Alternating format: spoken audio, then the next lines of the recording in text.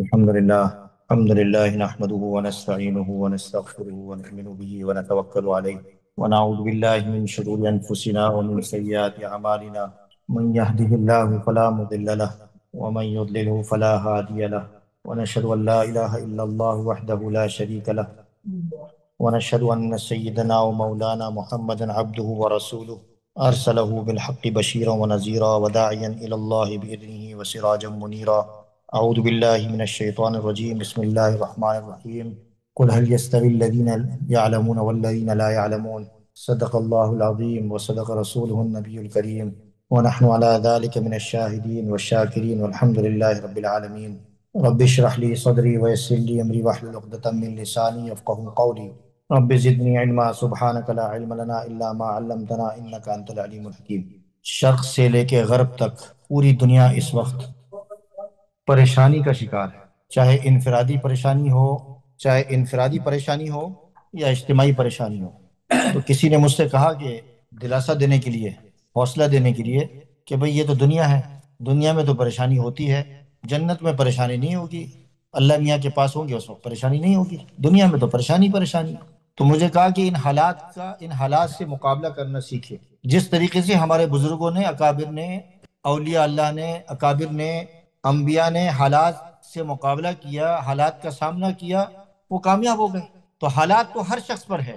اگر کوئی بادشاہ بھی بیٹھا ہوا ہے، کوئی حاکم بھی ہے، تو حالات اس پر بھی ہے. وہ یہ نہیں کہہ سکتا کہ مجھ پر حالات نہیں ہیں. غریب سے غریب تر انسان بھی اس دنیا کے اندر موجود ہے، تو وہ یہ نہیں کہہ سکتا کہ وہ ان حالات سے میں دوچار نہیں ہوں. مسلمان بھی حالات سے دوچار ہیں اور غیر ایمان والے بھی حالات سے دوچار ہیں. لیکن ہمارے ہاں یہ ایمان اور یقین ہے کہ حالات سے دوچارگی کے بعد اللہ تبارک و تعالیٰ نے نبی اکرم صلی اللہ علیہ وسلم کے ذریعے سے بہت ساری بشارتیں دی ہیں کہ بھئی یہ آپ کو ملے گا، یہ نعمتیں آپ کو میسر آئیں گی ان حالات کے بعد. چھوٹی سی چھوٹی تکلیف کے باوجود، چھوٹی سی چھوٹی پریشانی کے بعد ایسی ایسی بشارتیں اللہ تبارک و تعالیٰ نے حضور علیہ الصلوۃ والسلام کے ذریعے سے اس امت کو تسلی دی ہے. تو جب وہ سنتا ہے، ایک دوسرے سے مذاکرہ ہوتا ہے، ایک دوسرے سے بات چیت ہوتی ہے، ایک دوسرے کو تسلی دیتے ہیں، حالات سے نکلنے کا طریقہ بتائے جاتے ہیں، تو انسان کو ڈھارس ہوتی ہے، پھر آدمی پھر سکون میں آتا ہے کہ قرار آتا ہے. وقتی طور پر تو قرار نہیں آ رہا ہوتا ہے، لیکن قرار آ جاتا ہے. اگر یہ پریشانی اور حالات نہ ہو تو اللہ رب العزت کو بھول جائیں، سب کے سب بھول جائیں. مسلمانوں کو تو جھنجھوڑا جاتا ہے، مسلمانوں کو تو ان چیزوں سے آزمایا جاتا ہے. مسلمان ایمان والے تو آزمانے کے لیے ہیں. بہرحال ہم کمزور لوگ ہیں، ہم تو اللہ تعالیٰ کی بارگاہ میں یہی درخواست کرتے ہیں کہ ہمیں مت آزمائیں. ہم اس بات کے متحمل نہیں ہیں. اس وقت برما سے لے کے برما کی صورتحال دیکھ لیں.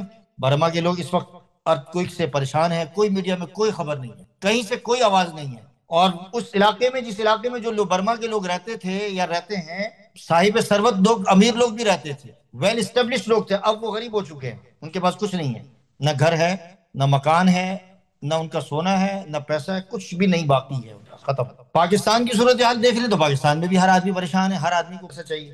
اور اس وقت پاکستانی قوم حج کے مسئلے میں اس قدر شدید اضطراب کا شکار ہے کہ آپ تصور نہیں کر سکتے. مجھے آج ہماری ایک بہن نے بتایا کہ میں نے سونا بیچا تھا، اپنا گولڈ سارے زیورات بیچ کر میں نے یہ پیسے دیے ایجنٹ کو کہ بھئی میں اس سال حج پہ جاؤں گی پرائیویٹ اپنے شوہر کے ساتھ. اور میں نے اس بات پر میں نے بضد تھی اور اصرار تھا کہ میں پرائیویٹ حج کروں گی، گورنمنٹ کے ساتھ نہیں، پرائیویٹ حج کروں گی، آسانی ہوتی ہے، تھوڑی سی سکون ہوتا ہے. اور وہ صورتحال آپ کے سامنے ہے کہ پاکستان کی اکثریت، ہندوستان کو چھوڑیں، ابھی اس سال حج پہ نہیں جا رہی ہے. ہندوستان کی اکثریت اس سال حج پہ نہیں جا رہی ہے، بنگلہ دیش کی اکثریت حج پہ نہیں جا رہی ہے. اب وہ اس کا کون قصوروار ہے وہ نہیں جانتے ہم. اس صورتحال کے اندر میں صرف یہ کہوں گا، اس پریشانی میں میں صرف یہ کہوں گا، اس اضطراب کے اندر میں خود بھی شکار ہوں اور آپ سب بھی شکار ہیں، ہر کوئی اپنے اپنے حساب سے پریشان ہے. اس صورتحال میں جو کام کرنے کی جو ضرورت ہے، انفرادی طور پر کام کرنے کی ضرورت ہے. ساری چیزوں کا جو خلاصہ ہے، ساری چیزوں کا جو نتیجہ ہے کہ ہم اپنی اصلاح کر لیں. ہر آدمی اپنی اصلاح کی فکر میں لگ جائیں کہ میں ٹھیک ہو جاؤں. ہاں جی، جب ہم اپنی فکر کرنے لگ جائیں گے تو اللہ تبارک و تعالیٰ پھر ہمارے حال پر رحم کرے گا نا. اس وقت تو ہماری کوشش ہے کہ ہم دوسروں کے حال پر کوشش کر رہے ہیں کہ دوسرے کا حال ٹھیک ہو جائے. اپنی اصلاح کرنے کی ضرورت ہے کہ ہم اپنی نمازوں کو، اپنی عبادات کو، حلال و حرام کو، پردوں کو، باقی جو جتنے بھی شریعت کے جو احکام ہیں، ان احکام کو ہم اللہ رب العزت کے حکم کے مطابق اس کو گزرنے کی کوشش کی بات نہیں ہو رہی، کرنا ہے اس کو.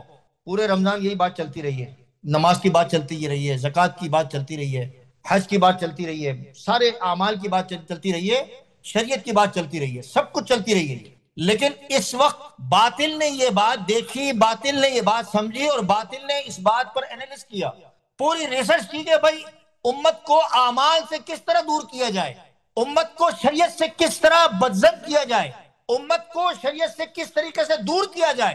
بڑی ریسرچ کے بعد وہ کامیاب ہونے لگا، بڑی ریسرچ کے بعد، بڑی تحقیق کے بعد کامیاب ہونے لگا کہ بھئی یہ کس طریقے سے کیا جائے۔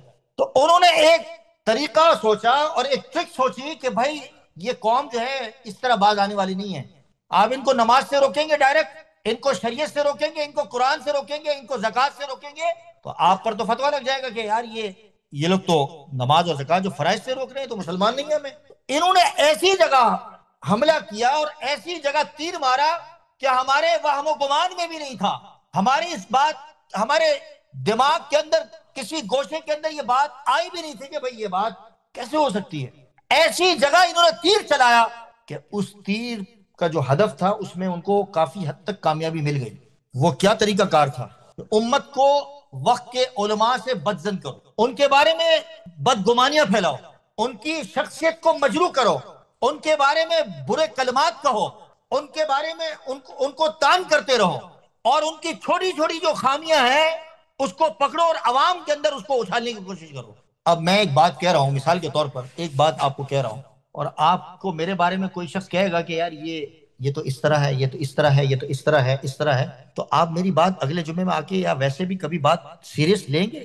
نہیں لیں گے، کبھی بھی نہیں لیں گے۔ آپ کا ذہن اور دماغ اس بات کے لیے تیار ہی نہیں ہوگا۔ یہ ایک انسان کی اپنی طبی مزاج اور ایک فیلنگ ہے کہ یار کسی کے بارے میں اگر کوئی بات آپ کے ذہن میں آ گئی اس کی بات آپ کبھی بھی سیریس لیں گے ہی نہیں، یار یہ تو ایسی بیکار سا بندہ ہے، اس کی بات میں کیسے مانوں؟ وہ چاہے وہ قرآن کی بات کرے گا، چاہے وہ حدیث کی بات کرے گا، چاہے وہ اللہ رسول کی بات کرے گا، آپ اس کو ایکسپٹ کرنے کے لیے تیار ہی نہیں ہوں گے۔ یہی کام اللہ کے نبیوں اور بنی اسرائیل کی قوم نے وقت کے نبیوں سے متعلق اس طرح کی کہانیاں شروع کر دی تھی۔ وقت کے جو نبی تھے جب وہ کہتے تھے کہ بھائی اعمال کرو، نماز پڑھو، زکوٰۃ دو، حج کرو، عبادت کرو، تو نہیں۔ حضرت موسیٰ علیہ السلام کے بارے میں بنی اسرائیل نے کتنا تنگ کیا، ان کو کتنا پریشان کیا، اور اللہ تبارک و تعالی نے نبی اکرم صلی اللہ علیہ وسلم کو قرآن کریم میں حضرت موسیٰ علیہ السلام کو بنی اسرائیل کے واقعات کا جتنا ذکر ہے بیان کر کر کے نبی اکرم صلی اللہ علیہ وسلم کو تسلی دی کہ آپ پریشانی ہے، دیکھیں پچھلے نبیوں کے ساتھ کتنی پریشانی ہے۔ بھائی سمجھ میں آ رہی ہے یہ بات؟ سمجھ میں آ رہی ہے کہ نہیں؟ میں تقریر کر رہا ہوں، پکی بات ہے؟ ہو رہا ہے کہ نہیں ہو رہا؟ آج پر اس وقت یہ ہو رہا ہے۔ آپ دیکھیں، آپ وہ سوشل میڈیا پہ وہ ہمارے پاکستان کے عالم دین ہیں مفتی تقی عثمانی صاحب، ان کی گاڑی کے وہ جو گاڑی میں کسی کی گاڑی میں بیٹھ گئے، ان کی غلطی تھی کہ وہ کسی کی گاڑی میں، کسی مقتدی کی، کسی امام کی، کسی بھی ایکس وائی زیڈ اس کی گاڑی میں بیٹھ گئے۔ بھائی مولانا تقی عثمانی صاحب کے پاس اتنی گاڑی ہے، وہ آپ کو معلوم ہے کتنی بڑی شخصیت ہے، اور ان کے آباء و اجداد کے پاس کتنا مال اور کتنی دولت تھی، انہوں نے کوئی چندے کی رقم سے گاڑیاں نہیں لی ہے۔ ہر آدمی کے دماغ میں ہوتا ہے کہ مولوی کے پاس کوئی بھی چیز ہے تو وہ چندے کی رقم، ہر آدمی کے ذہن میں یہ بات ہے، اور اس کو بنیاد بنا کر ایک عوام کے اندر ایک ہوا پھیلانی ہے کہ بھائی دیکھو جی یہ بات کہ سارا پیسہ جو مال دولت آپ کا ہے وہ امام کے پاس ہے، بس امام کا جو حال ہے وہ تو آپ جا کے اماموں سے خود پوچھیں کہ ان کو بیچاروں کو کتنی تنخواہ ملتی ہے۔ صرف تقی عثمانی صاحب تمہیں نظر آتے ہیں، مسجد کے مؤذن کیوں نظر نہیں آتے جو 5 وقت اذان دیتا ہے؟ تو حضرت موسیٰ علیہ السلام کے بارے میں اللہ تبارک و تعالی نے بنی اسرائیل کی قوم کی زیادتیوں کا جو ذکر کیا، اللہ تبارک و تعالی نے اتنا کیا ہے کہ تاکہ نبی اکرم صلی اللہ علیہ وسلم کو تسلی ہو جائے کہ دیکھو یہ کچھ کیا نہ ہو۔ زکوٰۃ مانگی تو زکوٰۃ نہیں دینی بھائی، بنی اسرائیل نے کہا کہ ہم زکوٰۃ کیوں دیں بھائی، اور ان کی جو زکوٰۃ لینے کا جو طریقہ تھا اللہ تبارک و تعالی میں نے بتایا، جو حضرات مسجد اقصیٰ گئے ہیں یاد ہے وہ کس طرح زکوٰۃ دی جاتی تھی، صاف صاف پتہ چل جاتا کہ اس کی زکوٰۃ قبول ہوئی ہے، اس کی نہیں ہوئی ہے، دنیا میں پتہ چل جاتا تھا۔ یاد ہے وہ جو چٹان پر میں کہتا تھا کہ اس چٹان پہ اپنی زکوٰۃ لا کے ڈالتے تھے قبۃ صخرہ کے اندر۔ تو انہوں نے پلان بنایا کہ یار یہ اس طرح یہ نبی ہیں، یہ تو مانگتے رہتے ہیں زکوٰۃ، ان کو کس طریقے سے بدظن کیا جائے۔ لوگوں کو اصل مقصد زکوٰۃ نہ دینا تھا، اصل مقصد زکوٰۃ سے امت کو دور کرنا تھا کہ بھائی ہم زکوٰۃ نہیں دیں گے۔ تو ایک چلتی پھرتی عورت کو تیار کیا اور کہا کہ بھئی نعوذ باللہ تم الزام لگا دو حضرت موسیٰ علیہ السلام پر۔ اندازہ کریں کہ ایسی ایک چلتی پھرتی عورت کو کہا کہ بھئی جب تم ان پر یہ الزام لگا دو گی تو لوگ آٹومیٹکلی بدگمان ہو جائیں گے کہ یار یہ تو ہے تو اللہ کا نبی، لوگ اللہ تو کہتا ہے اللہ کا نبی ہے اور پوری دنیا مانتی ہے. جب کسی بات پر تان آ جائے گا، کسی بات پر دھبا لگ جائے گا تو لوگ آٹومیٹکلی زکات دینا چھوڑ دیں گے اور زکات سے دور ہو جائیں گے کہ یہ ایسے بولتا رہتا ہے. اور حضور علیہ الصلوۃ والسلام کے دور کے اندر آپ کو معلوم ہے کہ حضرت امی عائشہ صدیقہ رضی اللہ تعالیٰ عنہا کے بارے میں پورا واقعہ موجود ہے. منافقین نے یہی کام کیا بھائی، یاد ہے اس پر پوری صورت اتری ہوئی ہے. پوری امت کی ماں کے بارے میں اس وقت کے منافقین نے یہ الزام لگایا جس کا ذکر قرآن کریم میں کیا. آپ سوچ سکتے ہیں کہ آج اگر ہم پر تھوڑا سا الزام لگ جاتے تو ہم پریشان ہو جاتے ہیں، جس طرح ہم پر مجھ پر لگتے رہتے ہیں. آپ نہیں لگاتے، لگانے والے معلوم ہے کہ کون لگاتا ہے. لگاتے رہے 10 مرتبہ لگاتے رہے. ہم نے تو قرآن کی اور حدیث کی بات کرنی ہے. قرآن و حدیث کی بات کرنے پر اگر کوئی آدمی کہے کہ یہ آدمی جو ہے وہ یہ کیا کرتا ہے، نفرت پھیلاتا ہے، تو آپ نے دیکھا کہ میں قرآن و حدیث کی بات کبھی کی ہے؟ میں نے کبھی نفرت کی بات تو کی نہیں ہے. اگر کوئی کرتا ہے تو کرتا رہے، سمجھتا ہے تو اس کا ثبوت تو نہیں ہے کسی کے پاس. ہم تو قرآن و حدیث کے حقائق بیان کرتے ہیں کہ یہ قرآن کہتا ہے اور یہ حدیث کہتا ہے، یہ اللہ کے نبی کہتے ہیں، اور کسی ملک کے قانون کو نہیں توڑتے، نہ میں ہمیں اس بات کی اجازت دیتے. تو حضرت موسیٰ علیہ السلام پر الزام، حضرت امی عائشہ صدیقہ کائنات رضی اللہ تعالیٰ عنہ پر الزام تراشی منافقین کی طرف سے. حالات تو تھے، پریشان تو سارے تھے، لیکن اللہ تبارک و تعالیٰ نے کس طرح برات کی ان کی. تو اس سے پتہ یہ چلتا ہے کہ ان کا مقصد، ایسے لوگوں کا مقصد کیا ہے کہ ایسی بابرکت ذات اور ایسی مقدس شخصیات کو مطعون کرنا اور تان کرنا تاکہ لوگ ان سے دور ہو جائیں. تو یہ شروع سے چلا آ رہا ہے. یہ اسلام میرے ذریعے سے کچھ اللہ پاک مجھ سے کام لے لے کسی کے ذریعے سے، لیکن اسلام کی حفاظت کی ذمہ داری قیامت تک کے لیے اللہ تبارک و تعالی نے خود لی ہے قرآن کلام پاک کے اندر. اگلے جمعے میں انشاءاللہ میں اس حوالے سے بڑی امپورٹنٹ بات کروں گا. انشاءاللہ میرے ذہن میں ایک بات کرنا ہے کہ جو پوری جو شریعت ہے، پورے جو دین ہے، اس کو پروٹیکٹ کرنے کے لیے اللہ تبارک و تعالی نے قرآن کریم کی جو حفاظت کی ہے وہ 10 چیزوں سے کی ہے تاکہ پورا دین محفوظ ہو جائے. وہ انشاءاللہ اگلے جو میں کوشش کروں گا. اب آپ لوگوں کے ذہن میں بات آتی رہتی ہے، لوگ کہتے رہتے ہیں ویسے ہی کہیں سے کوئی بات پڑی اور کسی نے ایسے ہی آپ کو بدگمانی بدزن کرنے کی کوشش کرتا ہے، قرآن و سنت سے دور کرنے کی کوشش کرتا ہے. کہیں آپ پڑھتے ہیں، جیسے کل پرسوں کی بات ہے کہ ایک بچی نے مجھ سے سوال کیا کہ فضائل اعمال کے اندر یہ روایت آئی ہے، حضرت حسن بصری رحمت اللہ تعالی علیہ کی ایک روایت ہے، لمبی تفصیل ہے فضائل اعمال کے اندر قرآن کے بارے میں، قرآن کے فضائل کے بارے میں. تو میں نے ان سے کہا کہ ہمارے حضرت مولانا شیخ الحدیث مولانا زکریا رحمۃ اللہ علیہ، پتہ نہیں آپ نے دیکھا ہے مفتی صاحب، آپ نے مولانا زکریا رحمۃ اللہ علیہ ان کے دیکھا ہوگا شاید، ان کے لوگوں نے بھائی جو مدینہ منورہ کے اندر کتنے سال، 10 سال حدیث کا درس دیتے رہے، درس حدیث. اپنی کتاب کے اندر ایسی فالتو بات لکھیں گے جو غلط ہو. اب لوگوں کو حدیث سے اور دین سے اور شریعت کے مقصد سے دور کرنا ہے، اس پر وہ کہیں گے یہ حدیث تو ضعیف ہے. اب آپ کے ہاں آپ تو، ہم لوگ تو اردو جانتے ہیں نا یا انگلش جانتے ہیں، دس حدیث ویک. تو میں نے جیسے رمضان میں بھی ذکر کیا تھا کہ ویک اور ضعیف کا کیا معنی ہوتا ہے، کمزور ہے نا. ہاں جی، تو حدیث کی ایک اصطلاح ہے. اس سے پہلے ایک بات اور سمجھیں کہ جو اصطلاح ہوتی ہے، بعض دفعہ اصطلاح جو ہوتی ہے بعض جگہ وہ عرف عام میں استعمال ہو جاتی ہے، اتنا خاص ہو جاتی ہے پھر اس کا ترجمہ یا اس کا معنی نہیں تبدیل کیا جا سکتا، یا معنی اس کا معنی نہیں کر سکتا آدمی. براؤن ہے، براؤن انگلش میں براؤن ہے نا، تو اردو میں کیا بولیں گے، ترجمہ کریں گے. لیکن اگر براؤن کو اگر کہیں مسٹر براؤن، مجھے بتائیں یہ ایک اصطلاح ہے براؤن مثال کے طور پر، اور اس اصطلاح کو نام کے اندر بدل دیا گیا اور اتنا عام ہو گیا ہے، اتنا خاص ہو گیا ہے، اس کا اگر آپ ترجمہ کریں گے تو ٹھیک نہیں بیٹھے گا، تو کسی بندے کا نام بن چکا ہے، مسٹر کتھئی ہو جائے گا. پھر تو قرآن اور سنت کو سمجھنا، شریعت کو سمجھنا بچے کا کھیل نہیں ہے کہ ہر آدمی اس سے کھیلنا شروع کر دے کہ جی میں سمجھاتا ہوں. عام چیزوں کو نہیں سمجھتے لوگ. مجھ سے ایک بندہ بھی بحث کرنے لگا کسی موضوع پر، میں نے کہا بھائی آپ عالم ہو؟ میں نے کہا آپ عالم نہیں ہو، آپ مجھ سے بات مت کرو، مجھ سے بحث مت کریں. آپ سمجھ سکتے ہیں، بحث نہیں کر سکتے. آپ اگر آپ سمجھتے ہیں تو میں آپ کو سمجھانے کے لیے تیار ہوں. جو کچھ میں نے سیکھا ہے، شریعت کو سمجھا ہے، میں آپ کو سمجھا دوں. میں نے تو یہ عرض کیا ہے کہ جو نورانی قاعدہ ہے، یہ جو نورانی قاعدہ آپ دیکھتے ہیں نا، اس میں جو حروف کے اوپر جو لگے ہوئے ہیں کیا نقطے، اگر میں نقطے کے بغیر آپ کو یہ دے دیتا، یہ تختی دے دیتا، تو اس کو بھی آپ نہیں پڑھ سکتے. میرا یہ چیلنج ہے کہ نقطے کے بغیر زبر اور زیر کے بغیر، پیش کے بغیر، تشدید کے بغیر آپ کو اگر قرآن دے دیا جائے تو آپ نہیں پڑھ سکتے۔ اور یہ ہمارے بزرگوں نے، ہمارے صحابہ نے محنت کر کے یہ لگوایا اور یہ کام کروایا، یہ ورنہ تو ایسے ہی حروف تھے۔ زندگی لگ جاتی ہے آپ کو، الف کا مطلب ہی سمجھ میں نہیں آتا اور با کا مطلب ہی نہیں سمجھ میں آتا کہ یار یہ اس طرح کا بنا ہوا کیا مطلب ہے، کیسے پڑھیں گے اس کے حروف کیسے پڑھے جائیں گے؟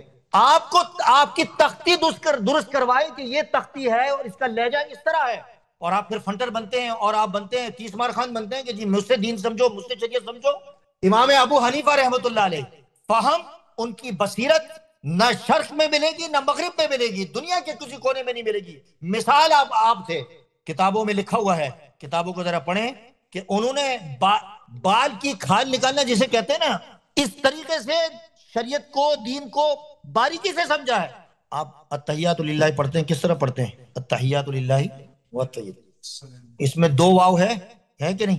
ایک شخص آیا ان کے پاس، ذرا سنیں، ایک بوڑھا شخص آیا اور کہہ کے چلا گیا واو واوائن، واو واوائن۔ تو امام ابو حنیفہ رحمۃ اللہ علیہ نے جواب دیا واوائن۔ لوگ پریشان، اس وقت لوگ بیٹھے ہوئے ہیں، بڑے بڑے لوگ بیٹھے ہوئے ہیں، بڑے بڑے محدث بیٹھے ہوئے ہیں، بڑے بڑے لسان اور زبان کے ماہر لوگ بیٹھے ہیں، ان کو سمجھ میں نہیں آئے کہ یار یہ کیا بات ہو رہی، یہ کیا بات کہہ کے چلا گیا بندہ۔ تو انہوں نے کہا کہ اس نے پوچھا کہ التحیات کو ایک واو کے ساتھ پڑھا جائے یا دو واو کے ساتھ پڑھا جائے؟ التحیات للہ والصلوات، التحیات للہ والصلوات الطیبات، واو کو چھوڑ کے پڑھا جائے یا کس کو پڑھا جائے؟ الگ الگ۔ تو انہوں نے کہا کہ دونوں ساتھ پڑھا جائے، اور وہ جاتے جاتے لا ولا کر کے چلا گیا۔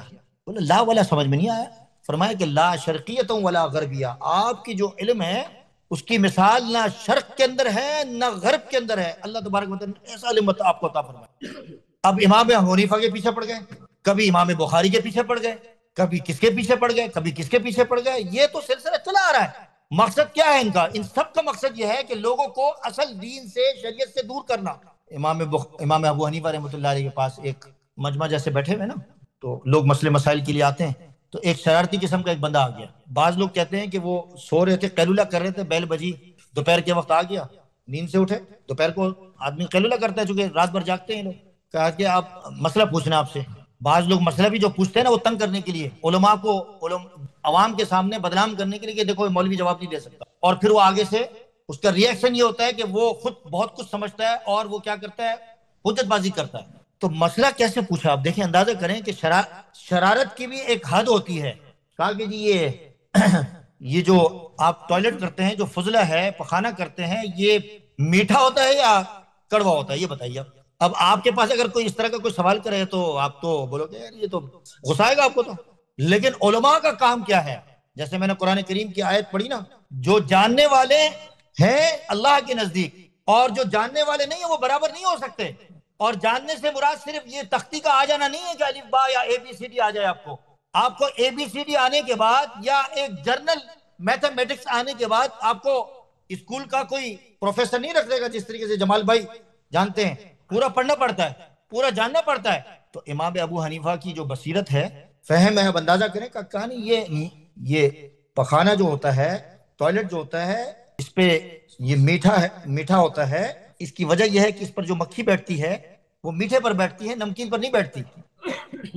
اور اندازہ یہ کریں کہ ان کے فہم کا عالم دیکھیں کہ ایک عورت آتی ہے، لوگ بیٹھے ہوئے ہیں، کوئی سوال پوچھنے آتی ہے اور مینسس کے مسائل پوچھنے آتی ہے، تو لوگ کیونکہ بیٹھے ہوئے ہیں، شرم آ رہی ہے، تو اس نے سیب اس طرح کاٹا کہ جس میں زردی اور کیا ہو، زردی اور سفیدی ہو، زردی اور سرخ ہو، سرخ اور زردی کی طرف وہ سیب کاٹ کے دیا تاکہ وہ لوگوں کے سامنے، چونکہ منسس کے مسائل ہیں، عورتوں کے مسائل ہیں، وہ اس طرح بیان نہیں کر سکتی تھی، بچے کے ساتھ بھیج دیا کہ بھئی یہ اب تو لوگ حیران کہ یار یہ ایک عورت آئی اور وہ سیب دے رہی ہے اور وہ بھی کاٹ کے دے رہی ہے۔ اس زمانے کی جو عورتیں بھی ہوتی تھیں، اللہ تبارک و تعالی نے کیسی اللہ تعالیٰ نے حکمت دی تھی اور کیسی شرم و حیا دی تھی۔ تو امام ابو حنیفہ رحمۃ اللہ علیہ نے سیب کو اس طرح کاٹا کہ جیسے کہ بالکل سفید کاٹا اس کو، اور یہ میسج دیا کہ جب تک زردی سے سفیدی تک منتقل نہ ہو جاؤ اس وقت تک پاک نہیں ہوگی۔ تو خاموش انقلاب اور خاموشی سے اپنا میسج امت کے سامنے دے دیا کہ یہ۔ تو کہنے کا مقصد یہ ہے کہ جو آدمی جتنا بڑا ہوتا ہے اس کے پیچھے لوگ اتنا ہی لگتے ہیں، اتنا تنگ کرتے ہیں، اتنا الزام لگاتے ہیں، طرح طرح کے فتنے پھیلاتے ہیں، طرح طرح کی باتیں کرتے ہیں۔ امام ابو حنیفہ کا آخری ایک واقعہ بیان کر کے ختم کرتا ہوں جتنے بھی ائمہ گزرے ہیں، جتنے بھی علماء گزرے ہیں، ان سب کے ساتھ پریشانی ہے. تو اس وقت بھی ان کے زمانے میں بھی حاسدین موجود تھے، ان کے بھی حاسدین موجود تھے. تو لوگوں نے کہا کہ یار اس کو پبلک میں بدنام کیا جائے، یہ ایسے باز نہیں آئے گا. فقہ کے امام کو کیا کیا جائے بھائی؟ پبلک میں بدنام کیا جائے. تو انہوں نے یہ کہا کہ کوئی عورت جو ہے اس کو، عورتیں جو ہوتی ہیں بیچاری سافٹ ہوتی ہیں، پھسل بھی جاتی ہیں اور پھسلا بھی دیتی ہیں لوگوں کو، جلدی دھوکے میں آ جاتی ہیں بیچاری. تو انہوں نے کہا یار تو غریب ہے، تجھے پیسے ویسے دے دیں گے، تو بس کسی طریقے سے امام ابو حنیفہ رحمۃ اللہ علیہ کو اپنے گھر میں بلا لینا. سنیں بھائی، ادھر دیکھیں، ادھر دیکھیں، آپ کو نہیں کہہ رہے ہوں. امام ابو حنیفہ کو کسی طریقے سے کیا کرنا ہے؟ اپنے گھر بلا لینا ہے بس، باقی کام ہمارا ہے. اللہ بچائے ایسے فتنوں سے، ایسے فتنوں سے اللہ پاک، ایسی آزمائش سے اللہ پاک بچائے ہم سب. امام حنیفہ رحمۃ اللہ علیہ جا رہے ہیں، ایک عورت آئی روتی ہوئی، چیختی ہوئی، چلاتی ہوئی آئی، وہ میرا شوہر جو ہے وہ بالکل مرض الوفات میں ہے، آپ تشریف لائیے، وہ وصیت کرنا چاہتا ہے، اس کی وصیت مجھے سمجھ میں نہیں آ رہی. اب امام حنیفہ رحمۃ اللہ علیہ جیسے ہی اندر گئے، دروازہ اس عورت نے بند کر دیا. ادھر سے سارے حاسدین کھڑے ہو گئے کہ تم یہ ایک عورت کے پیچھے یہاں آ گئے، تم ایک عورت کے پیچھے آ گئے. اور اس عورت کو بھی اور اس امام حنیفہ رحمۃ اللہ علیہ کو پولیس کے حوالے کر دیا، اور اس وقت کے حاکم نے ان کو جیل میں بند کر دیا کہ صبح فیصلہ کریں گے. اب اندازہ کریں، امام حنیفہ رحمۃ اللہ علیہ، جیسے ہم کہتے ہیں نا کہ ہم وضو کے اندر برکت ہوتی ہے، انسان مسلمان ہر وقت وضو میں ہوتا ہے، جب کوئی پریشانی آئے بس اللہ کے سامنے سر تسلیم خم کرے. اور تو امام حنیفہ رحمۃ اللہ علیہ وضو کی حالت میں تھے اور ساری رات اللہ کی بارگاہ میں رہے. سلام پھیرا تو وہ عورت، اس کو شرم آنے لگ گئی کہ اتنا نیک بندہ، اللہ کا بندہ، اس پر میں نے اتنا غلط الزام لگوا دیا، اور تھوڑے سے پیسوں کے چکر کے اندر تھوڑی سی اپنی نفس اور تھوڑی سی اپنی چاہت اور تھوڑی سی اپنی خواہش کے نتیجے میں نے اللہ کو ناراض کر دیا اور شیطان کو راضی کرنے کی کوشش کی. بڑی نادم ہوئی وہ.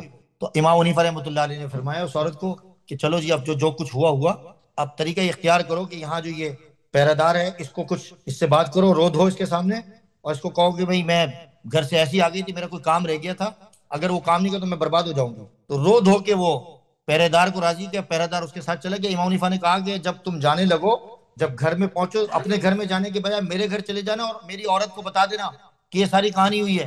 تم میرے گھر کے اندر رک جانا اور اس کو وہی برقع پہنا کے واپس یہاں اس کو پہنچا دینا. تو امام ابو حنیفہ رحمۃ اللہ علیہ کی بصیرت دیکھیں، انہوں نے پھر وہ آ گئی ان کی اہلیہ، اور صبح کورٹ میں پیش ہونا تھا. جب کورٹ میں پیش ہوئے تو پھر وہ اس وقت کے جج نے کہا کہ تم نے تو بہت بڑا گناہ کبیرہ کیا ہے. کہا کہ نہیں، ایسا تو ہے ہی نہیں، یہ عورت تو میری اہلیہ ہے. کہا کہ اس کا گواہ کون ہے؟ کہا کہ یہ بیٹھے ہوئے میرے سسر صاحب بیٹھے ہیں، ان کو کیا دیکھیں. انہوں نے جب دیکھا کہ یہ تو اس کا نکاح تو میں نے خود ہی کیا ہے، تو سارے کے سارے جو حاسدین تھے وہ ہکا بکا رہ گئے. آج یہ دنیا کے اندر جتنے بھی حاسدین، علماء کے حاسدین پیدا ہوئے ہیں، ان کا حشر اسی طرح علماء کا ہو، انبیاء کا ہو، اولیاء کے ہوں. دنیا کے اندر آخرت میں تو اللہ رب العزت کیا فیصلہ ہوگا جو ہوگا ہمیں نہیں معلوم، لیکن جو بھی علماء کے خلاف، اکابر کے خلاف اور علماء سے بدظن کرنے کی کوشش کی، حقیقت میں اس نے شریعت سے دور کرنے کی کوشش کی، ان کا اثر ٹھیک نہیں ہوا. تو اللہ تبارک و تعالیٰ سے دعا ہے کہ اللہ تبارک و تعالیٰ ہمیں، میں نے جیسے عرض کیا شروع کے اندر کہ اپنی اصلاح کی فکر کرنی ہے، اور اصلاح بغیر علماء کے نہیں ہو سکتی. جہاں سے بھی آپ سنیں کہ بھئی علماء کے بارے میں کوئی آواز چل رہی ہے، اگر کہیں سے کوئی کمی کوتاہی نظر آتی ہے، لیکن آپ اپنی زبان سے علماء کے بارے میں کبھی توہین والے الفاظ نہ کہیں. بالکل اپنی زبان کو بچائیں. ایسا نہ ہو کہ وہ اپنی کمی کوتاہی دور کر لے، چونکہ اس کو تو معلوم ہے، اس کا تو اللہ کے ساتھ معاملہ بڑا سخت ہے، اور تم اور ہم جہالت کی وجہ سے ہم پیچھے رہ جائیں اور اس گناہ کو گناہ نہ سمجھیں. اللہ تبارک و تعالی ہماری حفاظت فرمائے. برما کے حوالے سے جو صورتحال ہے وہ تو ہے ہی، اور جیسے کہ میں نے آپ حضرات کو بتایا تھا